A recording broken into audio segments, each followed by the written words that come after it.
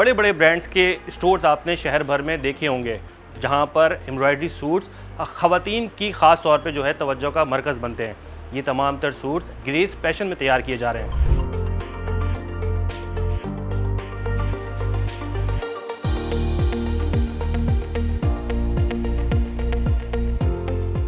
تعلیم کے بعد کیونکہ والد صاحب کا آلریڈی کاروبار تھا تو والد صاحب نے کہا کہ پہلے کہ تم جاب کرو.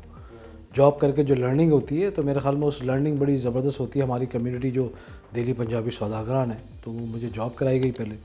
وہاں لرننگ میری اچھی خاصی ہوئی کہ کس طریقے سے ٹائم مینجمنٹ کس طریقے سے ہوتا ہے. تو 93 میں پھر میں نے اپنا کاروبار اسٹارٹ کیا اور جو کاروبار اسٹارٹ کیا وہ تھا یان ٹیکسٹائل کا جو دھاگا ہوتا ہے اس میں پولیسٹر یان وسکوس یان باہر سے امپورٹ کرتے تھے اور لوگوں کو یہاں سیل کرتے تھے جو کپڑا بناتے تھے. تو آہستہ آہستہ چلتے گئے. ادھر میں نے 2 لوگوں کا اسٹاف رکھا تھا 93 میں جو باہر سے کورسپونڈنس کرتا تھا. پھر یہاں ایک آدمی جو اس کو سیلز اور مارکیٹنگ دیکھتا تھا اور میں خود لوگوں کے پاس جاتا تھا کپڑا مارکیٹ میں فیکٹریز میں وزٹ کرتا تھا اور ان کو یان سیل کرتا تھا. تو الحمدللہ یہ آہستہ آہستہ بڑھتا گیا. پھر تقریباً 2003-04 میں جا کے ہم نے کچھ ٹیکسٹائل کی اپنی فیکٹری خود لگائی کپڑے کی. اس میں ہم نے جتنے بڑے ڈیزائنرز تھے پاکستان کے ان کو ٹارگٹ کیا اور ماشاءاللہ پھر یہاں پر آپ کو پتہ ہے بہت بڑے بڑے نام 2008-09 سے بڑھتے گئے برانڈ بنتے گئے. ان کے لیے ہم نے اسپیشلائز کام کیا لیڈیز فیبرک پہ ڈیزائنر فیبرک بنایا. ہمیں اس ڈیولپمنٹ میں کنٹینیوس رہنا پڑتا ہے. نئے سے نئے ڈیزائن لانے پڑتے ہیں. اگر ہم وہی پرانے ڈیزائن ریپیٹ کرتے رہیں تو وہ ایک اسٹیل ہو جاتی ہیں چیزیں. یہاں پر خواتین کو روز نیا ڈیزائن چاہیے تو اس میں جدت یقیناً بہت ہے. ہمیں روزمرہ ہر ہفتے ایک نئی پلاننگ کرتی ہے نئے ڈیزائنز ڈیولپ کرتے.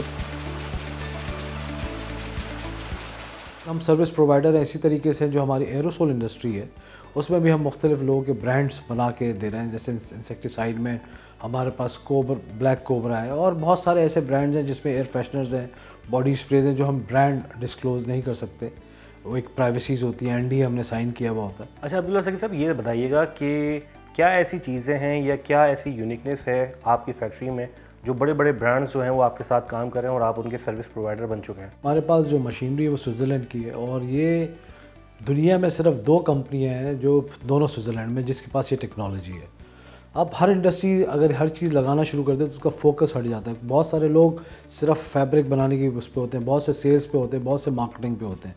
تو اس لیے ہمارے پاس جو اسپیشلائزڈ مشین لگی ہوئی ہے یہ کافی ایکسپینسو ہے اور لوگ جو ہے ایک چھوٹے سے اماؤنٹ پہ اگر ان کو ایک چیز بنی بنائی مل جاتی ہے. میرے خیال میں وہی سوچتے ہیں کہ اگر ہم یہ مشین لگائیں گے تو 24 آورس پروڈکشن نہیں کر سکیں گے, اس کی سپیڈ اتنی ہے. شروع میں ہم نے سوئٹزرلینڈ بھیج کے لوگوں کو ٹرین کرایا تھا. ان کا مشین کا سسٹم یہ ہے کہ آن لائن سارا سسٹم ہے. اگر مشین میں کوئی فالٹ ہوتا ہے یا کسی قسم کی پرابلم ہوتی ہے تو وہ آن لائن اس کو مشین کو چیک کرتے ہیں اور اگر اس میں کوئی پرابلم بڑی ہوتی ہے وہ ٹیکنیشین فوری طور پہ وہاں سے بھیجتے ہیں ہمارے پاس پاکستان. تو ڈیزائنرز ہم نے وہاں سے ٹرین کرائے ہوئے. اب پھر ہم نے ان ڈیزائنرز کو جن کو ہم نے ٹرین کرا تھا اس کے آگے ہم نے ٹیم رکھ کے اپنے پھر لوکل پاکستانیوں کو ہم نے ٹرین کیا. اس کے بعد ہم نے پھر سوپ کا جو ہے لوکل مینوفیکچرنگ اسٹارٹ کری جو پہلے ہم امپورٹ کرتے تھے. ہمارا جو برانڈ تھا سلک تھا اس میں hand wash dish wash sanitisers اور ان چیزوں کی پروڈکشن لوکلی اسٹارٹ کری اور یہاں پر اس کی ڈسٹریبیوشن ساری جتنے بھی سٹورز میں آپ کو ملیں گے 2003 سے 4 سے ہم نے لوکل ساری ڈسٹریبیوشن اسٹارٹ کی تھی. تو آج تقریباً تمام سٹورز پہ ہماری پروڈکٹ اویلیبل ہے. پھر ہم نے تقریباً ابھی 4 سال پہلے ایروسول انڈسٹری ہوتی جس میں insecticide spray body spray air freshener اس کی فیکٹری لگائی.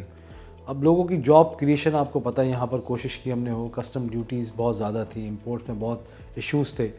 تو الحمدللہ یہ ہے کہ جہاں ہم نے 2-3 لوگوں سے سٹارٹ کیا تھا آج تمام اسٹاف اگر فیکٹری کا اور مارکیٹنگ سیلز کا ہم دیکھیں آفس کا تو تقریباً 350 لوگ ہمارے کام کرتے ہیں. ہم جو FMCG ہے وہ تو صرف ہم لوکل مارکیٹ اس وقت کر رہے ہیں. تھوڑا سا ہمارا ٹیکسٹائل کی جو ایکسپورٹ ہے وہ ملاوی ایک کنٹری ہے افریقہ میں, اس کا میں آنری کانسل جنرل بھی ہوں اور وہاں پر تھوڑا بہت ایکسپورٹ ہے اور لوگ ہم سے ایکسپورٹرز لے کے جاتے ہیں مال جو یہاں سے دبئی بیچتے ہیں اور دبئی سے آگے وہ ایکسپورٹ کر رہے ہوتے ہیں. اس میں آپ نے دیکھا ہوگا ایک لانگ ڈریسز پہنتے ہیں جو افریقہ میں لوگ وہ ہم اس کو شفلی امبرائڈری کہتے ہیں, وہاں سے وہ ہم سے لیتے ہیں اور وہاں سے اس کو ایکسپورٹ کرتے ہیں.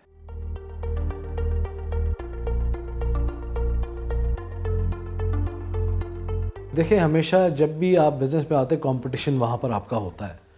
آپ کی بیسٹ چیز یہ ہے کہ آپ نئی سے نئی پروڈکٹ آپ کوالٹی دیں اور ریٹ جو ہے وہ ایسے رکھیں جو آپ کمپیٹ کر سکیں. اگر آپ بہت زیادہ ہائی ریٹس رکھ دیں گے تو جب بھی ہم مارکیٹ میں سروائیو نہیں کر سکتے.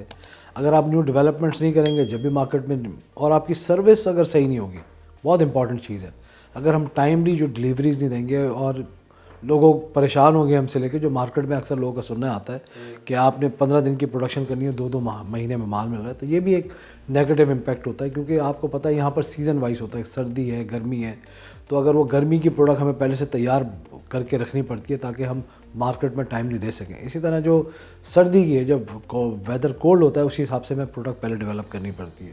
تو یہ بھائی کنٹینیوس یہ پروسیس ہے جو ہمیں اس کو فالو کرنا پڑتا ہے. اچھا سر، یہ بھی جاننا چاہیں گے کہ جو موجودہ حالات ہیں ان کو دیکھتے ہوئے کن مشکلات کا سامنا جو ہے وہ آپ کو کرنا پڑتا ہے، اور گورنمنٹ اگر ان تمام چیزوں کو ٹیکل کر لے تو کتنا پوٹینشیل ہے؟ ایک بزنس مین کو ایک سیکیورٹی چاہیے ہوتی ہے کہ آپ کی اپنی سیکیورٹی، آپ کی فیملی کی سیکیورٹی، اور جو آپ نے انویسٹمنٹ کیا ہوا ہے وہ سیکیورٹی. ادروائز لوگ کیا کرتے ہیں، لوگ اپرچونیٹیز اور ایونیوز بہت سارے ہوتے ہیں بزنس مین کے پاس. یہاں سے 2 گھنٹے اگر فلائی کرے تو دبئی آ جاتا ہے. لوگ بہت سارے شفٹ ہوئے دبئی، یہاں سے بنگلہ دیش شفٹ ہوئے. آج دیکھیں بنگلہ دیش کہاں پہنچا ہوا ہے. پوٹینشیل تو بہت زیادہ ٹیکسٹائل میں بھی اور ہم جو کنزیومر پروڈکٹس میں کر رہے ہیں پوٹینشیل بہت زیادہ ہے. مگر یہاں جو ایک پالیسیز ہیں وہ ہوتا یہ ہے کہ جب گورنمنٹ چینج ہوتی ہے اس کے ساتھ ساتھ پالیسیز چینج ہو جاتی ہیں.